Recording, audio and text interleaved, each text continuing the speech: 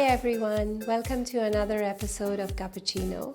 Before everything else, I'm just going to take a few seconds to say thank you to each one of you who've been sending me messages with all your positive comments and feedbacks and suggestions. It means a lot to me. It's a great way to keep me motivated and keep going. So thank you so much. Moving on to today's topic, today we'll be discussing something that I think each one of us are getting impacted by on a daily basis, cybersecurity. Joining me today for this conversation is Shubhada Bhave. Shubhada is a cybersecurity and anti-money laundering expert. She's currently the head of business development and client engagement at Diligent Risk Solutions Private Limited. So without any further delay, let's go.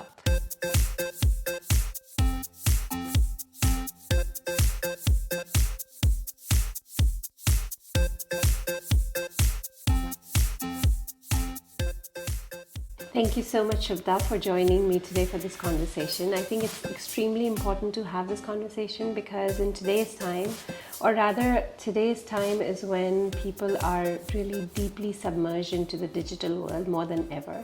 And cybersecurity is something which I think we don't really have a great understanding of. So thanks, Aparajita, for having me and for this conversation that we are having.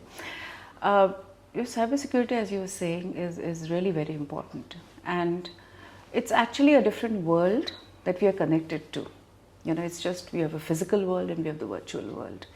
Just as we are connected to our physical world, we are also connected to our virtual world. So would you like to first tell our listeners how the role of cybersecurity in our day-to-day lives? Post-COVID, this digitalization has sort of increased very rapidly.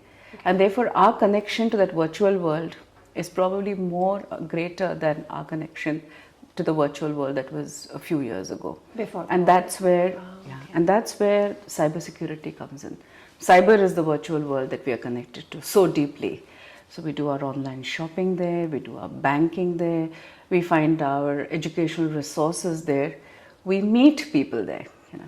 So our connection is so deep. So everybody on this planet, I think to some degree, an extent, is connected to cybersecurity. Therefore, cyber world, and therefore cybersecurity is very important. Just as we keep our physical world safe, so we keep our house safe, we lock the door. We keep our valuables safe, we lock our safe. We need to keep the resources that we use to connect with the outside world safe.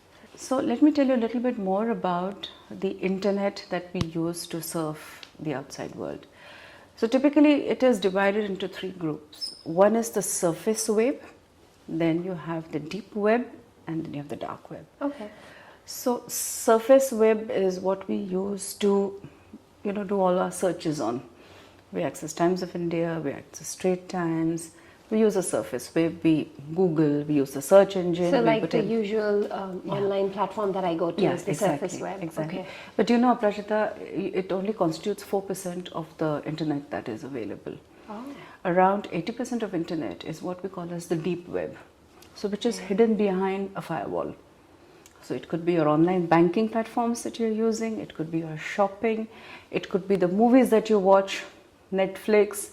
So everything that is behind a firewall, which you cannot easily access, is called deep web. Government files, land records, etc., etc. So that's all behind a firewall. Okay. And the third is the dark web. That's where all these illicit activities happen. So when weapons are traded, drugs are traded, your lost and stolen credit card data is traded.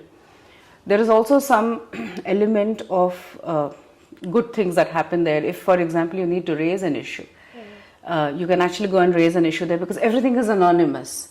So you have a lot of these newspaper websites who also have a place on the dark web where you can actually reach out to them and give them information anonymously. Oh. So there are different ways in which these webs occur.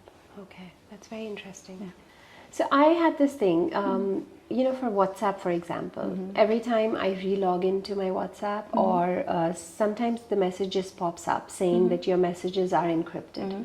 What does that mean? Actually, it's a good thing that you get this. It means that your message that you're sending is safe. So what does encryption mean? Encryption means that the message that is being sent will be encoded, Okay. and when it reaches its point of destination, it will be decoded. So what it means is that whilst the message is in transit, because it's moving from one place to another, from your phone to somebody else's phone, nobody can intercept the message. Okay. So if you're getting that message, it means that the message from end to end is safe. Okay. It's moving safely. Okay. All right. So that's why it's end-to-end encryption. Okay. Got it. So, which actually means nobody can snoop in, your tech-savvy spouses, for example, or law enforcement agencies, or somebody who's actually, how do I put it, a very friendly hacker who just wants to try out his tools, is not actually able to encrypt these messages. Okay. Okay. Interesting. That's good to know also. Yeah. So I think WhatsApp is actually using that feature is actually very important, because we use WhatsApp so very often. So very often for a lot of important information as well. Yeah. Also for documents and things like that. Absolutely true.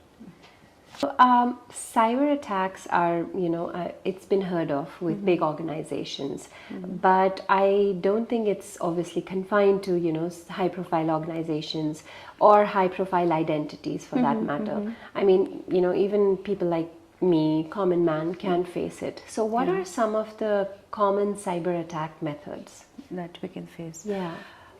It's interesting that you're asking me, Aprajita, because there is this one method called phishing, which I wanted to sort of focus on. Phishing is someone sends you an email, and that email is so compelling. It could be, there could be an element of social engineering in the form, you've got an email from so and so, somebody who you know well, and somebody who is perhaps a little unwell. So some part of that text will want to compel you to click on that email. And that is what is called as phishing. And if you click on that email, on that particular link, it won't take you to where you need to go. It will take you to actually go to some other place, another site where the hacker wants you to go. Okay. And when you actually reach that site, the hacker gets an insight or an entry into your computer system. So you have to be very careful. When you're reading an email, you have to be very careful that you do not become a victim of a phishing attack. It's called phishing. The second one is malware. Malware is basically the viruses and the worms that are introduced into your system. So they could be different ways. They could be a spyware. For example, it can come through the cameras that we use at home. Okay. So there could be a spyware where somebody can actually introduce into our camera through our network. If you're not careful, if it's not password protected, and they can actually spy on you. So you mean the home surveillance cameras that we put up? That's correct. Oh, yeah. okay. Yeah. And third is MITM, man in the middle. And this has probably happened to most of us, but we don't realize that that happens. So when we use a free public Wi-Fi, for example, we don't know where that Wi-Fi is coming on. We don't know. So for example, I'm using a Wi-Fi, and suddenly I remember that I had to do a banking transaction, or probably I'm at a coffee shop and I'm having coffee with a friend, and some friend has actually paid for the coffee, and I say, let me just do your Payla or Payna right then and there. And instead of using your StarHub or Singtel, you actually use that coffee shop's Wi-Fi, and you start making a banking transaction. For most of the times it could be secure. That means nobody is actually intercepting it. But in a public Wi-Fi space, there is a good chance that somebody is actually intercepting the communication that you're having with your bank. So he comes in between you and the bank. So all the data that belongs to you, which you're trying to reach your bank to, will go through him. So which means he has access to your data. So that's called man in the middle attack. So these are the three common cyber attacks that we would generally face if we are not careful. Right. So it's extremely illogical to be doing any kind of an important transaction on a public Wi-Fi. Yeah.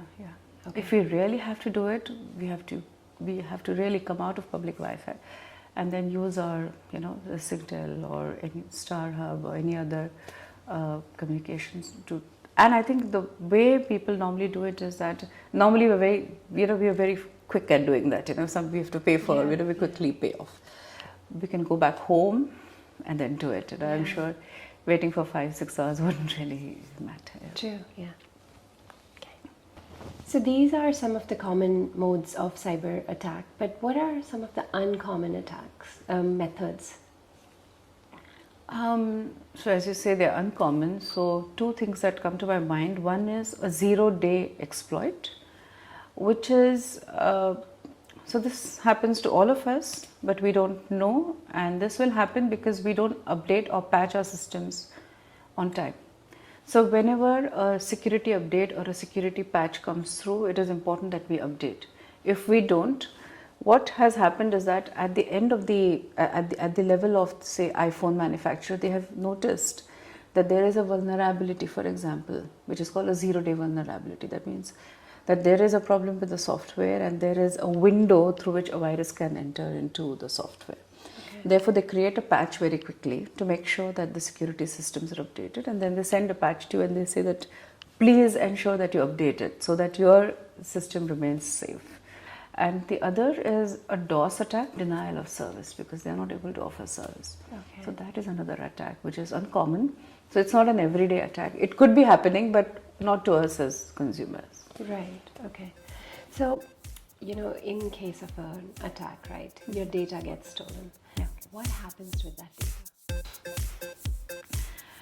Very often, of course, it lands in bad hands because that's the way it is, right? They want your data so they can sell it to somebody. So it's generally available on the dark web.